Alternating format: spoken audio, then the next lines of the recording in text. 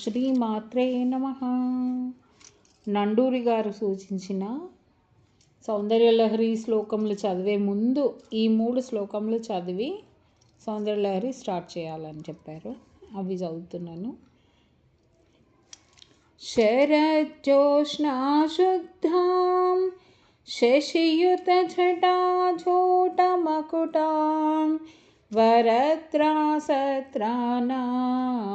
స్ఫటికగుటికా పుస్తకకరాం సకృన్నత్వా నత్వా కదమివ సతాం సన్నిధదతే మధుక్షీరద్రాక్ష మధురీనాః ఫణితయః. ఈ 15వ శ్లోకం అయిన తర్వాత 3వ శ్లోకం చదవాలంట.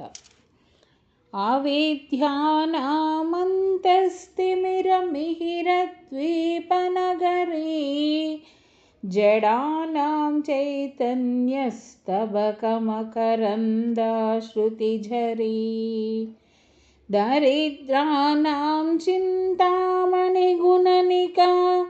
జన్మజలదో నిమగ్నానాం దంష్ట్రా మురరిపువరాహస్య